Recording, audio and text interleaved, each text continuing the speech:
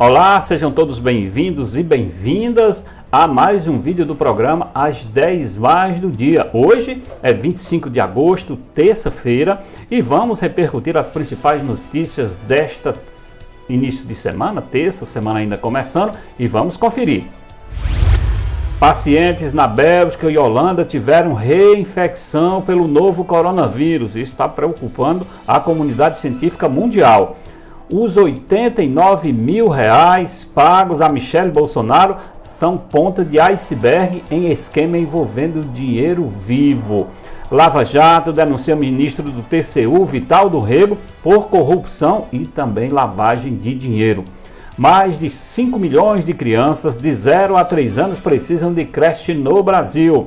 Senadores devem votar PEC do Fundeb nesta terça-feira, hoje, portanto. 8 a cada 10 vítimas de suicídio são homens aqui no Ceará. Hacker que extorquiu o padre Robson tinha um romance com ele e ameaçava expor casos, diz a Justiça. E nós vamos conferir ainda. Ministério Público do Ceará adota providência sobre concurso público de Juazeiro do Norte e recomenda que exonere assessores jurídicos comissionados. Uma verdadeira lava de funcionários lá comissionados. O Usain Bolt está com Covid após participar de festa. Lembra daquele corredor, o verdadeiro raio? Lamentavelmente está com Covid-19. E nós vamos conferir criminalidade. Ceará pode fechar 2020 com o dobro de assassinatos do ano passado. E olha que já não foram poucos não.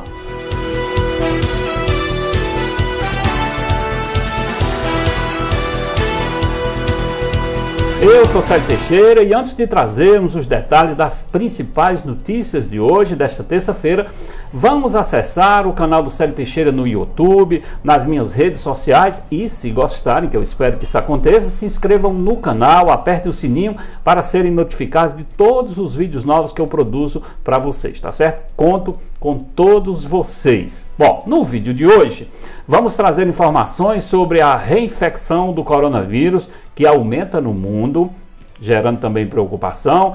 E vamos falar sobre os R$89 mil depositados na conta de Michele Bolsonaro. Isso tem dado um bafafá danado em Brasília nos bastidores. E vamos falar também sobre o Fundeb, dentre outras notícias de hoje, sobre a votação do Fundeb, que deve acontecer ainda hoje no Senado. Estas e outras, portanto, a partir de agora. 2 pacientes, um na Bélgica e outro na Holanda, foram reinfectados pelo novo coronavírus, informou a rede de TV holandesa NOS nesta terça-feira. O registro vem um dia seguinte, ou um dia depois, ao anúncio de que um homem em Hong Kong havia sido o primeiro caso confirmado dessa doença, a pessoa ter sido contaminada 2 vezes pela Covid-19. Isso está gerando uma preocupação na comunidade científica muito grande.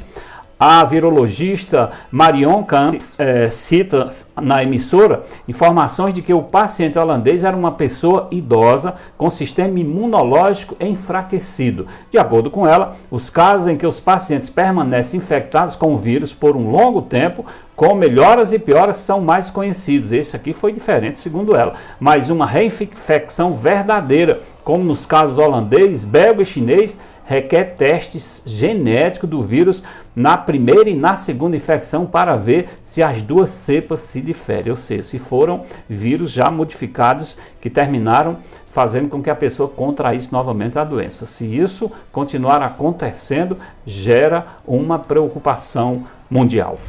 Os R$89 mil depositados por Fabrício Queiroz e por sua mulher na conta da primeira-dama Michele Bolsonaro são a ponta de um iceberg de uma relação financeira obscura que envolve o clã do presidente da República e o ex-assessor parlamentar ligado a milicianos.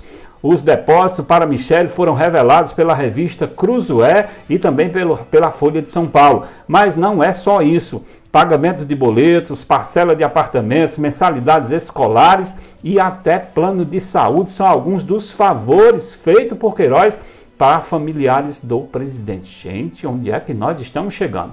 Do total, o valor repassado por Queiroz a parentes do mandatário do presidente pode chegar a quase R$450 mil e a origem do dinheiro ainda é um mistério. As autoridades acreditam que se trata de um esquema de rachadinha, uma prática ilegal que consiste no confisco de parte do salário dos assessores, algo que a família sempre negou. O caso é alvo de investigação pelo Ministério Público do Rio de Janeiro, mas atualmente se encontra suspenso devido a manobras da defesa de Flávio, que luta para conseguir direito ao foro. Até o momento, Michele ainda não é investigada. O ministro do Tribunal de Contas da União, TCU, Vital do Rego, foi denunciado por corrupção e lavagem de dinheiro pela força-tarefa da Operação Lava Jato. Ele teve 4 milhões em bens bloqueados e uma nova fase da operação deflagrada na manhã desta terça-feira comprovou isso. Vital do Rego é investigado pelo recebimento de propinas pela OAS enquanto era presidente da Comissão Parlamentar de Inquérito CPI da Petrobras no Senado, isto ainda no ano de 2014. Segundo o Ministério Público Federal, a propina foi paga pela OAS. Segundo a denúncia, Vital do Rego recebeu 3 milhões de Léo Pinheiro, isso então, presidente na época lá da OAS, para que os executivos da empreiteira não fossem convocados para depor na CPI. Esse país de sujeira ainda vai dar muito o que falar. Quase metade de todas as crianças, é alguém tirando dinheiro e as crianças sofrendo. Quase a metade de todas as crianças de 0 a 3 anos no Brasil tem necessidade de vaga em creche. Segundo o novo índice de necessidade de creche, um indicador criado pela Fundação Maria Cecília Souto Vidigal e divulgado pela primeira vez nesta terça-feira, hoje, portanto, de 11.767.885 crianças nessa faixa etária, ou seja, de 0 a 3 anos no país, de acordo com estimativas de 2018, ainda do IBGE, olha a quantidade fora, 5.414.989, ou seja, 46% do total precisam de creche, mas não tem. Seja porque as famílias são pobres, porque são chefiadas por apenas uma pessoa adulta, ou porque suas mães ou as principais pessoas cuidadoras aí trabalham não economicamente ativas. Essas pessoas são cuidadoras que trabalham e são economicamente ativas, ou seja, estão na luta no mercado de trabalho. O estado brasileiro com maior índice de necessidade de creche é São Paulo, onde 53,7% das crianças estão nesta situação. O país precisa avançar e avançar muito em muitos setores para dar uma qualidade de vida melhor ao seu povo e acabar com os espertalhões que estão sempre, seja lá em Brasília, sejam em estados e municípios, metendo a mão no dinheiro que poderia ir para escolas, que poderia ir para a saúde, que poderia, por exemplo, melhorar e aumentar a quantidade de creches no país. A pauta de votação do Senado desta terça-feira tem apenas um item, a PEC 26/2020, é o famoso Fundeb aí, viu gente? A proposta de emenda à Constituição que torna permanente o Fundo de Manutenção e Desenvolvimento da Educação Básica e de valorização dos profissionais da educação Fundeb. O fundo atual será extinto em 31 de dezembro e se for renovado, acredito que deva ser renovado hoje, esse fundo aí vai conseguir custear as despesas da educação a partir de 2021. E tem um detalhe importante, está mudando aí a questão da cessão dos recursos, né, do governo federal para manter esse fundo. É isso mesmo, a sessão deliberativa remota que está marcada para hoje, além de tornar o Fundeb uma política permanente de Estado, ou seja, entra presidente, sai presidente, a política vai ser mantida. A proposta aumenta progressivamente o percentual de participação da União nos recursos do fundo. Sai de 10%, o que o governo repassa, para 26% até 2026. A torcida de professores, da comunidade escolar de um modo geral, é que esse projeto seja aprovado ainda hoje e posteriormente, em breve, possa ser sancionado.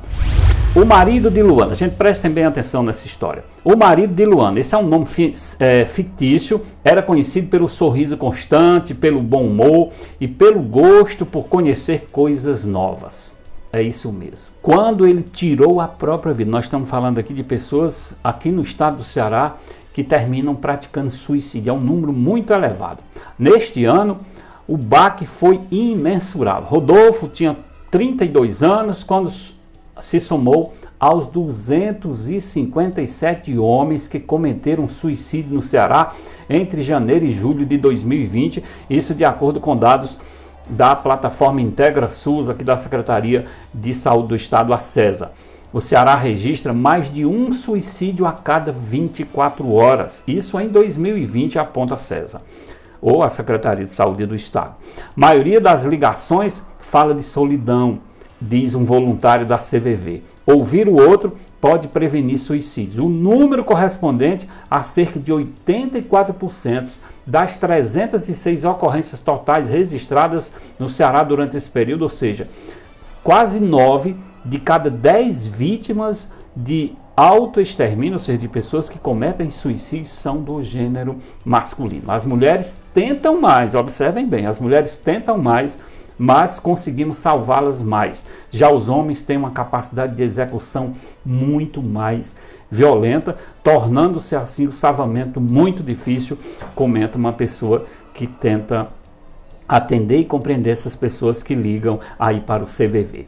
Quem relata isso é Adriano Souza, que é coordenador de política de saúde mental da Secretaria de Saúde do Estado do Ceará. Um número muito elevado de pessoas, principalmente os homens, que cometem suicídio, gente, no Brasil. Eu estou trazendo aqui os dados do Ceará, mas essa situação, ela se assemelha em praticamente todo o país. O conteúdo usado por hackers para extorquir cifras milionárias do padre Robson Oliveira Pereira, de 46 anos, cita 2 supostos casos amorosos do pároco ou do padre. Conforme o portal G1, depoimentos escolhidos pela Justiça, junto ao Ministério Público de Goiás e a Polícia Civil, que investigam o caso, trazem essa informação. Ao todo, o religioso padre pagou R$2.900.000 em dinheiro da Associação dos Filhos do Divino Pai Eterno em troca de arquivamento das milhas. Os caras estavam fazendo chantagem com ele. Essa movimentação desencadeou a operação que investiga o desvio de doações de fiéis. O padre Robson comandava a Basílica do Divino Pai Eterno em Trindade, Goiás, e pediu afastamento do cargo nesta sexta-feira, ou na última sexta-feira, ainda no dia 21. A defesa do sacerdote disse que o padre Robson foi vítima de extorsão, tendo buscado suporte da Polícia Civil, que monitorou as transações e culminou na prisão dos extorsionários, dessas pessoas que estavam extorquindo o padre. Já houve sentença e os criminosos foram punidos pela Justiça com severidade. Não havia qualquer conteúdo verídico como objeto de ameaças, ou seja, eles extorquiram o padre, mas aí o padre terminou denunciando e conseguiu que eles fossem para a cadeia. Já o Ministério Público do Estado do Ceará, por meio da 14ª Promotoria de Justiça de Juazeiro do Norte, recomendou nesta segunda-feira que o município de Juazeiro do Norte exonere 22 servidores que ocupam cargos comissionados de assessor jurídico em diversas secretarias do Poder Executivo local. O Ministério Público requer que a exoneração e a posterior extinção dos cargos tornados vagos aconteçam em até 30 dias corridos, de modo a garantir a nomeação e posse de aprovados em concurso público em vigência, a fim de não prejudicar a continuidade do serviço desempenhado pela Advocacia Pública. Essa recomendação foi expedida no âmbito do Inquérito Civil Público 2020. O número desse processo é um processo que realmente mexe com uma situação no Cariri, em Juazeiro do Norte. Quantos assessores, quantas pessoas estão lá só com o nome, com cargo, mas que na verdade não devem estar exercendo as atividades. De acordo com o promotor de justiça, André Barroso, a Lei Complementar Municipal número 112 de 2017, que criou os cargos, é inconstitucional por não prever suas atribuições e que permitiria o ingresso no serviço público de essas pessoas para realizar funções administrativas sem a prévia aprovação em concurso público. Ele lembra ainda que atualmente existem apenas 2 advogados concursados lá na Prefeitura de Juazeiro e que além dos 22 assessores jurídicos comissionados, Há ainda 16 procuradores também não selecionados por concurso público trabalhando na Procuradoria do município. Eu vou dizer uma coisa, deve ter muito serviço para fazer. 16 procuradores, fora os advogados que são concursados, e ainda esta quantidade de servidores, mais 22 para trabalhar. Eu vou dizer uma coisa, como procuradores, como assessor jurídico do município de Juazeiro do Norte, deve ter coisa na justiça que até Deus duvida. Gente, uma notícia do esporte, mas quem imaginava isso, hein? O jamaicano fez o exame para a Covid-19 dias depois de participar de uma festa surpresa. Nós estamos falando de Usain Bolt, organizada pela sua namorada Casey Bennett para comemorar seu aniversário. Em maio, Bennett deu à luz Olímpia, o nome da menina, é a primeira filha de Bolt, de 8 vezes campeão olímpico, a primeira filha dele. Nas redes sociais circularam vídeos do evento nas quais é possível ver que os convidados não respeitaram as medidas de distanciamento recomendadas pela Organização Mundial de Saúde. Bolt publicou vídeo nesta segunda em que diz para as pessoas ficarem seguras, mas ele também na época lá da festa, comemoração, não fez ou não estava atento aos cuidados recomendados pela Organização Mundial de Saúde. Gente, vamos falar de uma situação complicada aqui no estado do Ceará, que são os homicídios. O estado que tem mais de 8.000 mortes por Covid-19 esse ano, os homicídios continuam em larga escala, lamentavelmente, aqui no estado do Ceará.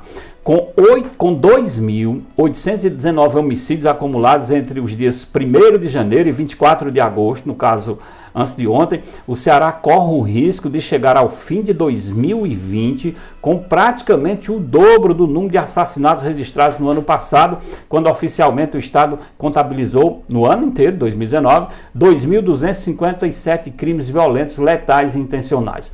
Faltando ainda 4 meses para o fim do ano, a média mensal de crimes de morte está 352 casos mês, ou seja, 12 por dia.